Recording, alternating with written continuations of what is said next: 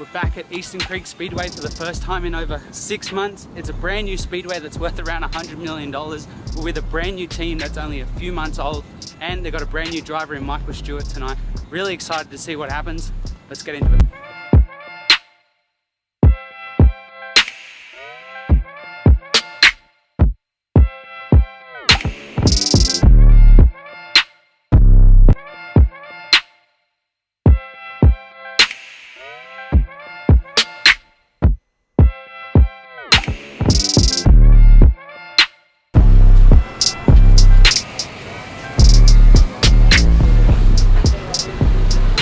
Team's just rolled into the pits.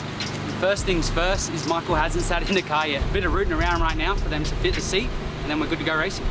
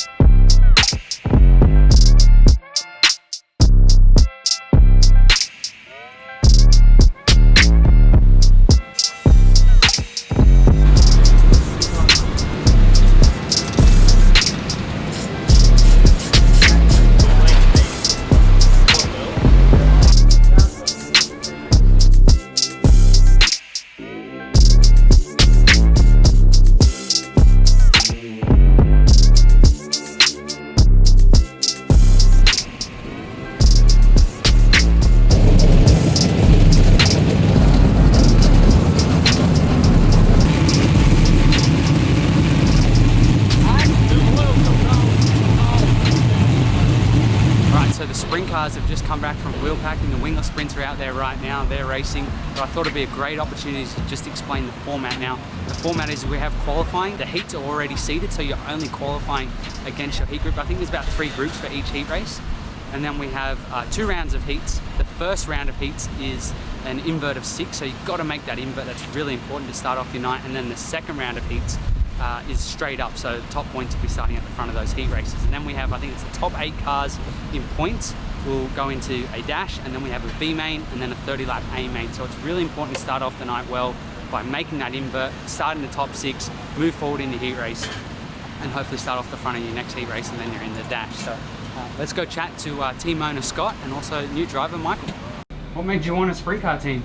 Since I was a kid, I've always sat on the hill, and I've said to my dad I wanted to have my own team when I got older. And he's like, yeah, one day when we win lotto, but obviously winning the lotto is pretty tough. So we had a business that was running well. So this is where we are. So about 18 months ago, we started building a team, and yeah, ready for this season. So you just made a driver change. Why is that? Mark just wasn't feeling comfortable in the car, and he said to us during the week that he was going to have one more race, and then he suggested we put Michael in for over Christmas. Yeah. So we thought, oh, well, instead of doing that, we'll just get Michael ready now, give him a bit of a shakedown this weekend, so he's ready for over the Christmas period when it's nice and busy. I think it's pretty cool that you're putting a young guy in a car that's obviously going to be well funded, and you're going to go about your racing the right way. Was it important that you got a young Aussie dude in your car? Yeah, for sure. Yeah, well, when I put my list together probably 18 months ago of who we wanted to put in the car, Michael was top of the list.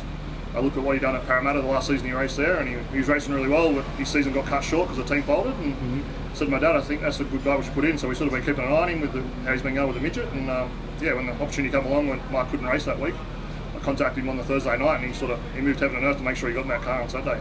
Still pinch myself sort of moment. I still can't believe that I'm even here, and you know, Scott and Paul could put together an awesome package, and John Barrett's been unreal. I was sort of really happy working with him, and it's just a dream come true. You know, you don't probably you dream of it, but whether you think it's going to happen or not, you sort of don't know, and you can't control that. And yeah, this has been something that's whole family's excited, everyone's excited, and hopefully I can do the job and yeah, put these guys in the position where they deserve to be.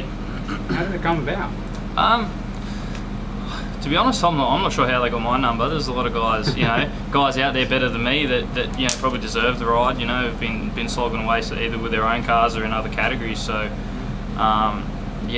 Scott gave me a call there late on a Thursday night when Blighter hurt himself initially, and he couldn't run. So they give me the call up on a Thursday night and pretty well asked if I could run the car, and I was actually meant to be looking after both my kids that night on the Saturday, and initially I sort of said I can't. I'm going to look after my kids, so that was going to be a no. And pretty well rung Dad, and Dad said no, we'll move heaven and earth to make sure we can make it happen. So I rung back and said no, I'll be there. The biggest thing was me getting a medical, because you have to have a medical, as you know, Toby, to run these things. So had to try and book that in, and doctor's appointments at the moment aren't easy to get on a normal day, so trying to rush one in quickly on a Friday afternoon was a bit tough, but we got one in and medical come back good, so we were lucky enough then to get the opportunity to come here and run with these guys. Met Scott, Paul, everyone the day of as we rolled the car out of the trail, so it happened quite quickly and quite suddenly, and we had a good run that night. Whether that's a luck thing, and you know, the car deserved to be where it was, and the driver probably let it down more than anything.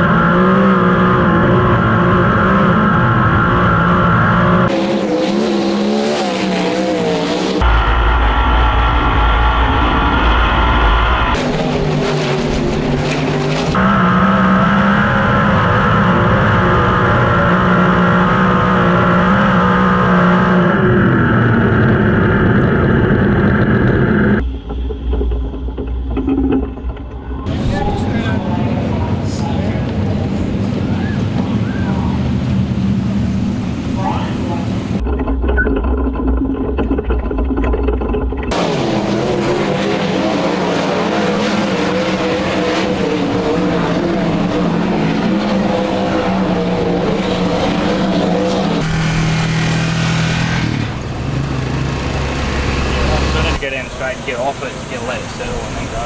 Now I bumped that wing just forward just a little bit on the first lap. After you when you go out. Yep.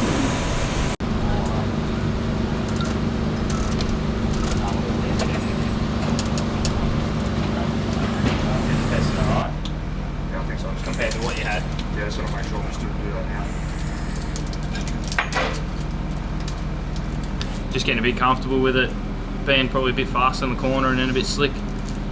Slick and sloppy coming off the corner. Getting used to it being in a sprint car again on different tracks, different conditions. So I'll need to take some lessons from you, I think, on how to get around the qualifying. But that put us in the inversion, so that's sort of what we had to do. I felt pretty comfortable in the car, which was probably the big thing for me to feel comfortable. So What's the plan the rest of the night? You're about 4/10 off in qualifying. You've made some changes and obviously got work to do. Yeah. So I think me in the car, I've still got work to do. I've still got to get comfortable and get confident, driving the car in harder and trying to really put the car in the right spot, try and feel the right rear he's sitting, as opposed to the Speedcar. The Speedcar's right rear is a lot closer to you, so I find myself sometimes being a bit tight into the corner and trying to slide up to the groove, whereas we're trying to enter in on the right front. So hopefully you can give me a few lessons on that, and we'll pick up a few tenths. And we're just changing gears. It was a little bit probably bogging down in the corner just a little bit. Again, probably me not quite putting it in the right spot probably didn't help that. So we're going to change the gears probably just to suit me, not being as experienced in the car, and we'll hopefully that'll pick us up in the heat race. So we're starting in a good position. We'll be off first in our first heat race, so we try and run away and hide. Finishing that top two would be ideal, and then come from the back in the next one. Heat 1's out there right now. I think they just had a red flag at the end of the heat race, but Heat 2's about to go out. Michael is off pole.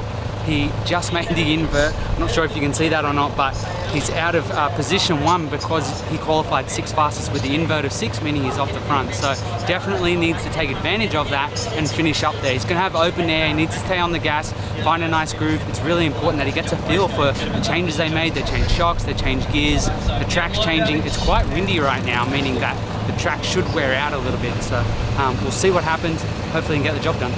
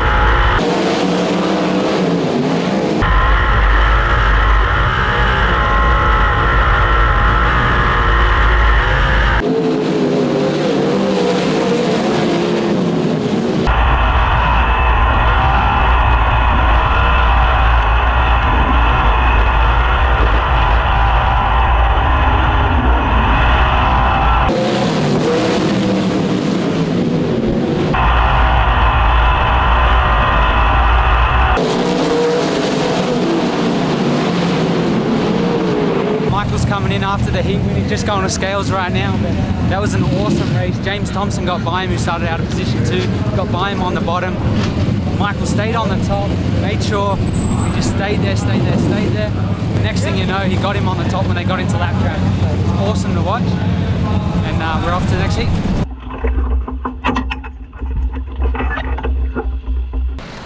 Nice work, mate. Nice work.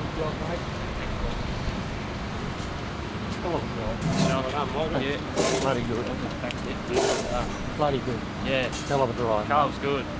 Yeah. Bit loose in the corner, middle of the corner. Bit loose up there, isn't it? Yeah, and coming off maybe a little bit. Yeah. I might have been putting in the right spot there. Either. No, you went to the right part of the track. Yeah, okay. That's the only part you worked out. Yeah. No, we're just loose. Black car sort of helped and sort of didn't. Yeah, sort of. You had him lined up a little bit anyway. Yeah. I don't know if you were going to get him without the lap car, but yeah, I ain't gonna need that. Imagine could have get. He was there, but he weren't going to get. He weren't going to get you. Yeah, righto. Yeah, righto. Okay. You done a good job. We weren't too far off then. It's good. We're not far off at all. Yeah, beautiful. Right, That's all we need to do.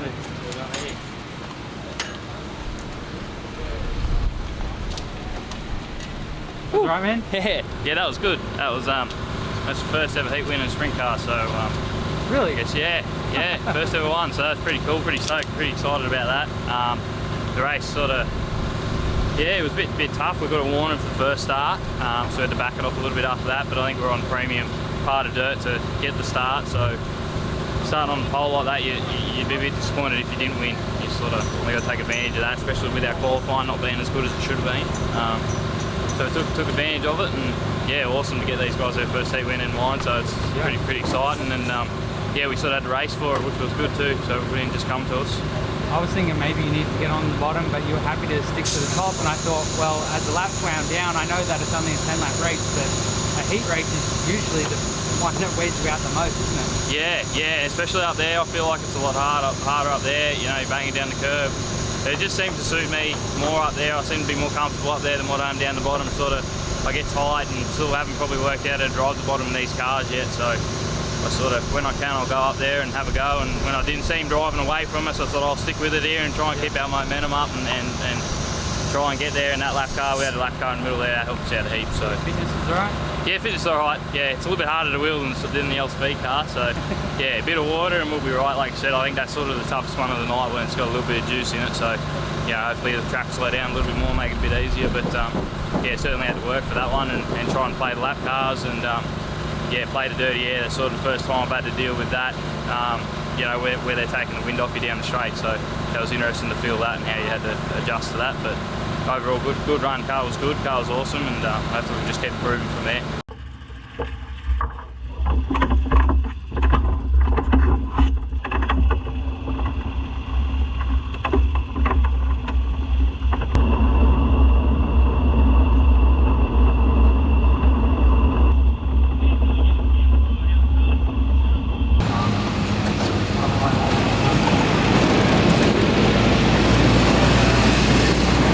Second round of heats, I think it's heat number 5. We had a bit of a delay because someone got hurt in the crowd, so we had to wait a little bit, but Michael's out of position number 6 because he qualified 6. It's just lined up our fastest to the front. He needs to make progress in this heat. He did what he needed to do in that first heat and won, but yeah, just needs to try and gain a couple of positions here to just move forward and have a good starting spot for the feature. They've cancelled the dash already because of the delay in time, but it's so good to be back here at Eastern Creek. You can see the lighting all around us, completely different to last time we were here about 7 months ago. The track, I just wish it was moved up a little bit more, but good bottom, a slick middle, which is perfect, and we got something little to lean against on the top, so makes for awesome racing. Let's get ready for the next heat race.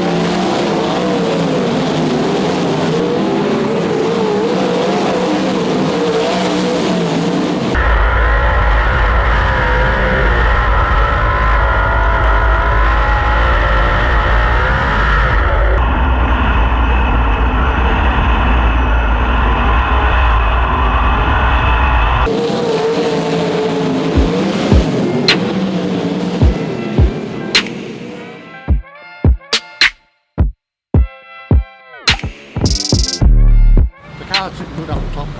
Yeah. Like you can bang that cushion, but that cushion might go away.